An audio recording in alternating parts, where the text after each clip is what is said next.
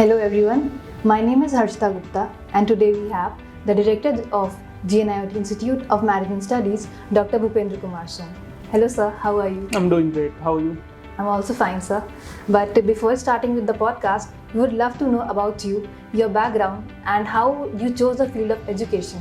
Well, I am a mathematics graduate and to be very honest, I started my career after completing my MSc teaching the mathematics courses to MCA students, and then I completed my PhD with the Kurukshetra University with the Department of Statistics and Operations Research, and that's it. That means I was already teaching the students of MCA. Then I moved into the management education. In fact, at very early stages of my career, I started teaching the PGDM students. So throughout my career, I am involved in teaching management graduates subjects related to statistics, business analytics. Well, in 2016, I moved into the leadership position. First, I took the position of Dean, and this is where I am in my career today. So you had a very long journey in this area. Yes, approximately 22 years I have already invested in my career. So can you share a few points about the college and what are the key benefits that it's offering to the PGDM students? When I started my journey with GNIOT, so my idea was very clear in the management education. That means bringing the new and innovation ideas to management education. And when I say innovative ideas, I want to talk about the upcoming specializations which are there. So there are three parts attached to the management education. If you see, one term comes is the foreseeability. That means you teach the student or you train the students. In fact, PGDM, I like to call it a training program rather than a course. So within this 16 to 18 months of program, you train the students for some foreseeable changes in the economy or in the business. So that is the key component in PGDM. That's why the course is highly dynamic. That means the student who's going to study this PGDM course is not going to get trained for what is available 2 years from now. So probably what is available for 2 years from now, 3 years from now, 5 years from now. So the entire structure of PGDM is designed on that kind of foreseeability. The second idea of PGDM program to teach the students very classical kind of management content, and which you can see in more MBA programs of the universities, where the syllabuses are a little laid back, to be very honest, and some university people may not be agreeing with me, but the changes, the pace at which the MBA courses bring in their curriculum, that change is too slow in comparison to the speed at which the industry is changing. That's why PGDM program becomes more compatible to industry requirement. So that is the second way of delivering the management education at PG level. If I see the third way of delivering the management education, it's about designing the entire management education with the overall experiential learning, and then rather than putting even a little bit of theory in it. So there are courses in management which are available where you don't get to attend any theory classes, but they are very short-term courses like 1 year or probably even in less than 1 year, where you learn by doing the projects, right? So my idea of delivering the PGDM or the management education when I came to GNIOT is type 1, when I felt that it is supposed to be an absolute combination, absolutely balanced combination of the classical concepts of management. So 4Ps of marketing could be one of the things which you can think of right now, plus the experiential learning, which has been mixed in a very optimized way with the theoretical learning, so that the students, so this course doesn't remain only there for the working professionals who learn in the industry, who come and do a very short-term course.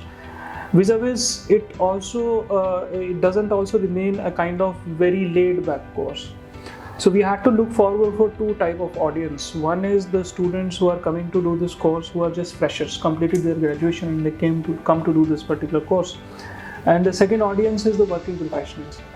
So in order to cater both the audience, we wanted to have a very balanced course curriculum and structure. So when I joined GNIOT, that was my idea to get into the frame of management education and how to guide the entire delivery of the program.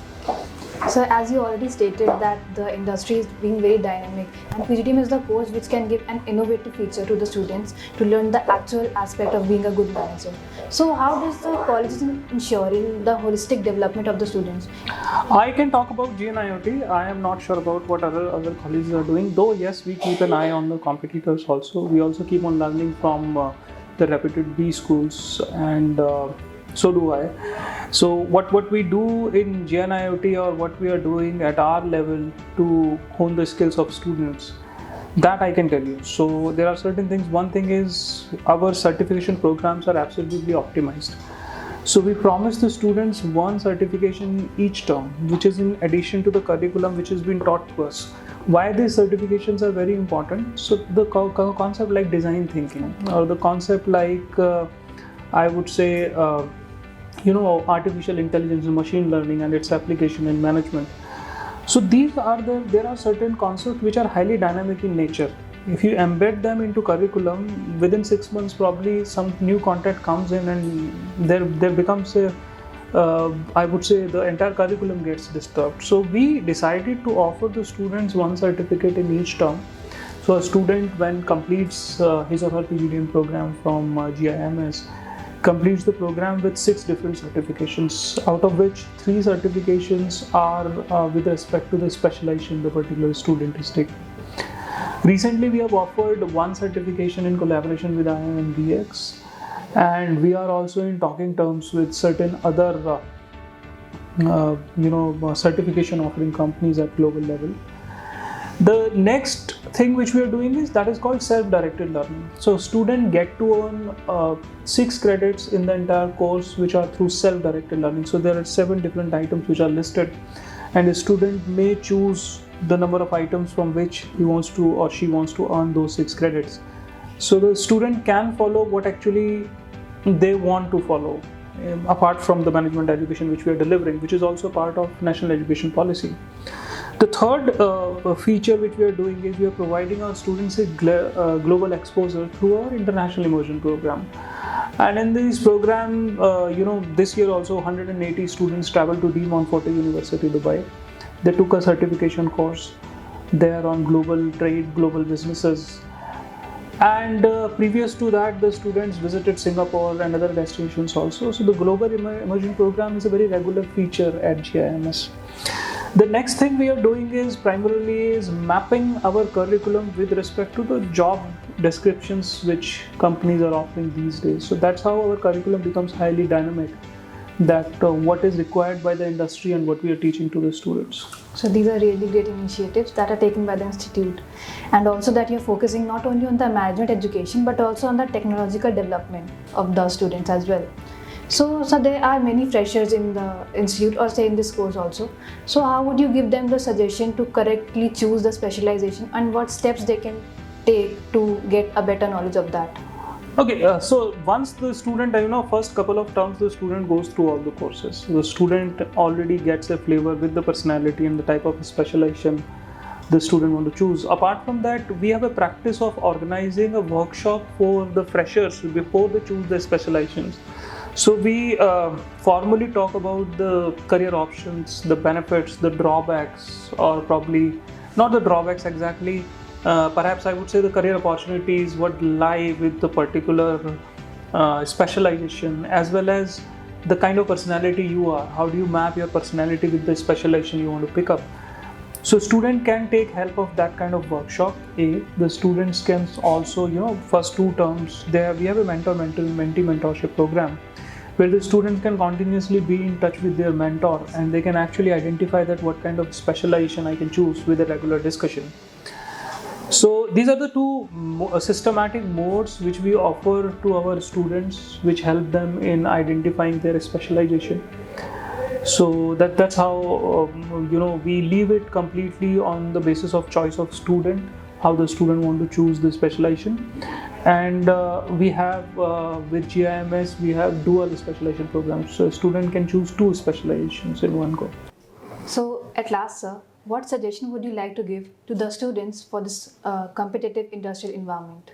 Well, I would give certain suggestions if I talk about, because look, there is no shortcut mantra which I can give you right now, but it's a long term process. The student has to tune himself or herself to be into the manager role. And of course, there is no substitute to hard work. Much you work on yourself, much labor you put on yourself, and every next day you become a better person. So managers are not made in 1 hour, 1 day, or situation basis. So it is a continuous process of learning, developing, delivering, correcting yourself, then regenerating the ideas, again practicing them, exercising them, learning from the mistakes. So it's a continuous process. So I would say that have patience. A second, give it required time, and third, be disciplined throughout the process. So patience, time, and discipline. Three key words.